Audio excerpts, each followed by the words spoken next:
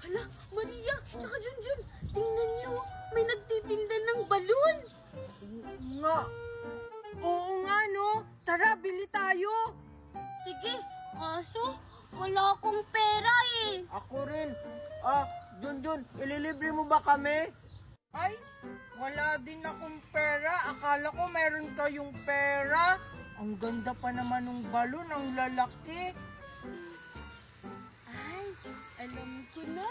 Bakit? Ano ba yung naiisip mo, Mimay? Oo nga, ano yung naiisip mo, Mimay? Mas hali kayo. Ano ba yung naiisip mo, Mimay? Ganito yun, Junjun. Ikaw yung maglilibang kay nanay. Tapos kaming bala ni Maria, kumuha ng mga balon. Sige. Tara na. Lola, magkano po yung balon nyo? 5 pesos lang to iyo. Murang-mura lang. Kaya, bumili ka na. Ay, 5 pesos pala. Ang mahal naman, Lola. Hindi na lang siguro ako bibili kasi akala ko piso lang. Ganun ba? Sige, iyo. Sige po, alis na po ako. Hala, ang bad naman ni Junjun, ni Maria at saka ni Mimay. Pinagnakawan nila yung matanda. Kailangan ito malaman ni Lola. Diba, ang galing-galing ng plano ko. Saka ang galing-galing mo dun, Junjun, ha? Siyempre, ako pa. Palubuhin na natin. I am in love with another. Who is this man? He is you. I love you. Marry me, Rebecca. No. Wala ka ng takas, Arturo. Paano nyo kami natuntun? Wala ka na doon. Ilabas niyo si Megan. Napapaligiran na namin kayo.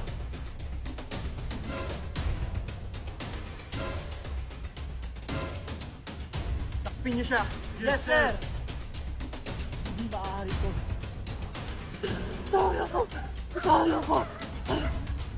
Huwag ka nang pumalag, Arturo. Wala ka ng takas. Sige, dalhin niyo yan. Hindi ako papayag. Arturo! Habulin niyo siya! Walang magpapaputok sa inyo!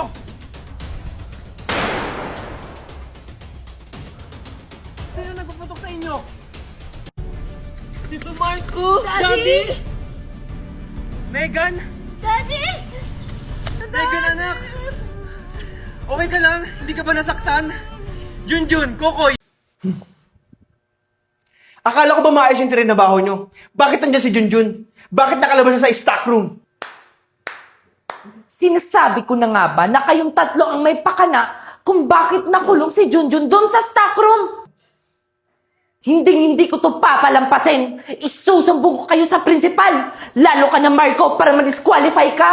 At bakit? May ebidensya ka ba? Eh di magsumbong ka, Megan. Bakit? Paniniwalaan ka ba ng principal? Eh wala kang ebidensya? Oo nga, masyado kang mapagbintang. May ebidensya ako.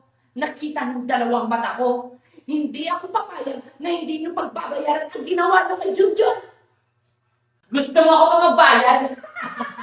Kayong dalawa, ayusin nyo. Kailangan hindi ito makaabot kay ma'am at sa principal. Ano ka ba, Marco? Huwag kang mag-alala. Kayang-kaya natin si Megan tsaka si Junjun. Oo nga, Marco. Masyado ka namang kinakabahan. Hindi ako natatakot.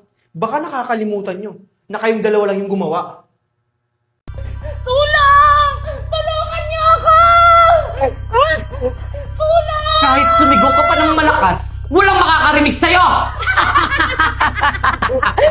Kumagiya talaga kayo! Yan yung napapala mo. Eh kung hindi ka lang kasi nangialam, Megan, eh di sana kasama ka namin ngayon. Kahit hindi na ako magkaroon ng kaibigan, kung kasing sama ng ugali nyo, wag na lang! Anong sabi mo? Ayan ang napapala sa'yo! Pakita nyo. Ha? Megan? Anong ginawa nyo kay Megan? Bakit nyo siya tinali? Oh, bakit, Marco? Di ba yan yung gusto mo? Kung hindi namin yan tinali, sigurado ako magsusumbong yan kay Ma'am Principal. Sa bagay, tama naman kayo. Yan kasi, kung hindi ka lang sana nakialam, hindi ka madadamay. Kahit mamatay pa ako dito, Marco, kung nasa tama ako, ipaglalaban ko! Asan kaya si Megan? Oh, Junjun, ba't dito ka pa sa school? Sino inaantay mo? Si Megan po hinihintay ko. Sabi niya po kasi dito ko siya hihintayin. Anong oras na po? Wala pa siya. Ganun ba? Baka naglilinis pa ng classroom, antayin mo na lang. O sige na, aalis na ako. Mag-iingat ka ha. Sige po ma'am. Thank you po. Junjun, nandiyan ka na pala. Kasabay mo ba si Megan sa pag-uwi? Kanina pa kasi siya hinahanap ng mama niya. Hindi ko po kasabay si Megan, mami. Kanina ko pa rin po siya hinihintay sa school. Akala ko po kasi nakauwi na siya. Ganun ba? Sige na, chat ko na lang yung si Mare. Baka may ginagawa ng school project. Sige na, magpahinga ka na. Sige po, mami. Asan kaya si Megan? Good morning, class! Excited na ba kayong lahat malaman ang resulta ng eleksyon? Ma'am, kailan malalaman ang result? Baka ngayon o bukas dahil hindi pa tapos ang bilangan. Abangan nyo na lang sa bulletin board ng school natin. Sige, mag-umpisa na tayo ng attendance natin. Teka, asa nga pala si Junjun? Absent pa siya ngayon? Baka absent siya ngayon, ma'am. Kaya nga ma'am, absent siya ngayon. Ganyan ba yung magiging presidente? Pala absent? Bakit siya absent ngayon? Anytime pwede lumabas ang resulta ng botohan. May alam ba kayo? Nag-chat ba siya sa inyo?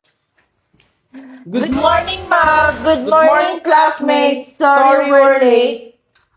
Buti andyan ka na, Junjun. Akala namin absent ka ngayon. Sige na, mupo na kayong dalawa. Thank you, ma'am. Paano nangyari yun? Bakit nakatakas si Megan? At bakit magkasama silang dalawa? Bakit magkasama sila? Hindi ito maaari. Junjun, Marco, mag-ready kayo ha? Dahil anytime pwede lumabas ang resulta ng botohan. Ano yon? May meeting daw po sabi ng principal. Okay, sige. Pakisabi kayo na susunod na ako. Okay, class, wala pala tayong klase ngayon dahil meron kaming meeting ngayon. Marco! Si Junjun nasa ibang bansa na pala? Ano? Kakakita ko lang sa kanya kahapon. Tingnan mo yung story niya, oh! Nasa snow siya! Baka edit lang niya yan. Hindi! Totoo yan! Marami siyang story na ganyan! Tsaka hindi ko na siya nakikita ngayon! Kakasabi ko lang sa'yo, di ba? Na nakita ko siya kahapon. Baka namalikmata ka lang, nasa ibang bansa talaga siya! Nasa kanila nga ni! Nasa kanila! Nasa ibang bansa! Megan, bakit kayo nag-aaway? Junjun? Ikaw ba yan? Punto ka ba? Di ba nasa ibang bansa ka? Ano ka ba? Junjun yan. Ayaw mo kasing maniwala. Sinasabi niyo? Maniwala. Multo yan! Nakita ko sa story niya, nasa ibang bansa siya! Anong sinasabi mo, Megan? Ako to, si Junjun, Megan! Deserve.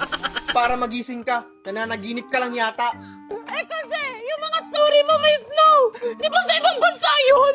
Ay, nako. Edit ko lang yan sa CC app. CC app? Oo. Hindi ka na mahirapan mag-edit kasi si CC app na ang bahala. Open your CC app at mamili ka lang kung anong gusto mong ipagawa kay CC app. Homework, edit image, translate at marami pang iba. At ito guys, mag-edit ako ng picture natin na kunwari nasa beach tayo. O diba, ilang segundo lang lalabas na yung result. Boom! O diba, parang makatotohanan. At kung may mga research naman kayo dyan, si CC app din ang makakatulong sa inyo. Wow! Ang galing naman yan! Hindi na ako mahihirapan sa schoolworks ko at mag-edit. Yan! Perfect! May pa-prank na ako sa mga classmates ko! Han! Andiyan ka na pala, Han. Mukhang masaya ka ngayon Sakto luto na yung paborito mong ulam. Kasi yan, na-promote na ako sa trabaho. Isa na akong supervisor. Talaga, Han? Ang galing-galing talaga ng asawa ko. Alam mo ba, Han? Sabi ng mga katrabaho ko, kapag nabuntis ka daw, magpapalit yun sila. Naku, Han, siguro pag nabuntis ako, sa simbahan agad ako tatakbo at pagpapasalamat kay Lord. Ako syempre, sa sobrang saya ko, tatakbo talaga ako sa labas at sisigaw ko na, buntis na ang asawa ko! Sus, asawa ko. O sige na, Han, kumain ka na. Magpakabusog ka, ha?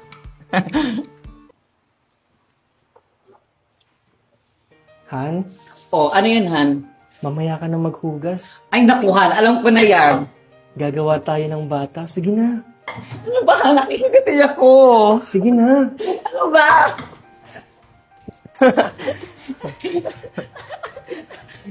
Sige na, Han. Han, maaga pa, oh.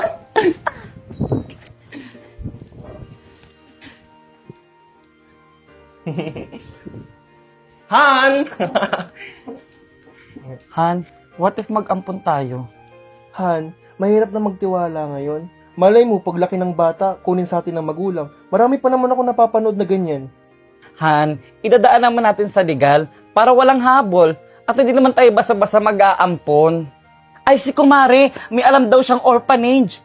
Sige Han, tapusin lang natin tong buwan na to. Pag hindi pa talaga, mag-aampon tayo. O sige Han, pag nag-ampon talaga tayo, ipaparamdam ko talaga sa kanya na hindi siya ampon. Siyempre naman! Ano Han, isa pa? Marco! Ano ba, Han? Han! Andiyan ka na pala, Han. Mukhang masaya ka ngayon, ha. Sakto luto na yung paborito mong ulam. Kasi Han, na-promote na ako sa trabaho. Isa na akong supervisor! Talaga, Han? Ang galing-galing talaga ng asawa ko. Alam mo ba Han, sabi ng mga katrabaho ko, kapag nabuntis ka daw, magpapalit yun sila. Naku, Han, siguro pag nabuntis ako, sa simbahan agad ako tatakbo at magpapasalamat kay Lord. Ako syempre, sa sobrang saya ko, tatakbo talaga ako sa labas at sisigaw ko na, buntis na ang asawa ko! Sus, asawa ko. O sige na, Han, kumain ka na. Magpakabusog ka, ha?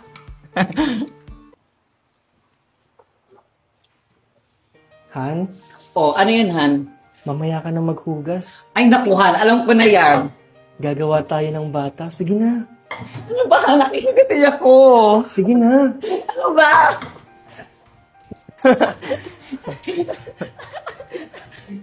Sige na Han! Han, maaga pa, oh.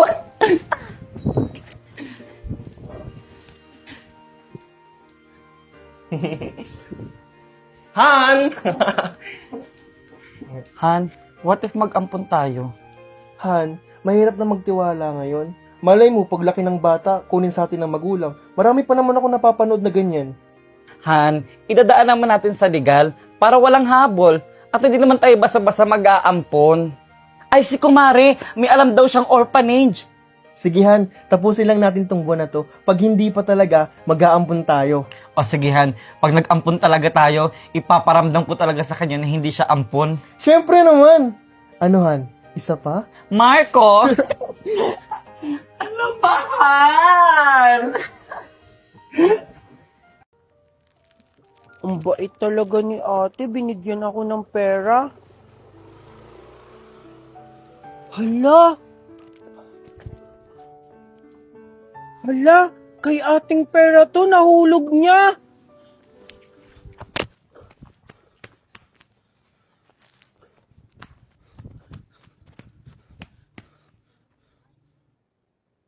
Toy, wala akong barya. Umalis ka na. Hindi po ako namamalimos. Magtatanong lang po ako kung may nakita po kayong babae na maputi po, tapos nakaduster po yung kanyang suot, tapos maigsi po yung buhok na medyo kulot. Naku, parang kilala ko yung tinutukoy mo ah. Si Miss Valerie ba yan? Bakit anong kailangan mo sa kanya? Hindi ko siya kilala eh. Gusto ko lang ibalik itong pera niya. Nahulog niya po kasi. Kilala ko yan. Doon yung bahay niyo, yung block yung gate. Ganun po ba? Sige po, maraming salamat po. Tao po! Wait lang po. Tao po! Sino yan? Hello po! Natatandaan niyo pa po ba ako? Oo naman, ikaw yung bata na limos sa akin. Anong kailangan mo? Ba't alam mo yung bahay ko? Ganito po kasi yan. Kilala ko yan. Doon yung bahay niyo, yung block yung gate. Ganun po ba? Sige po, maraming salamat po.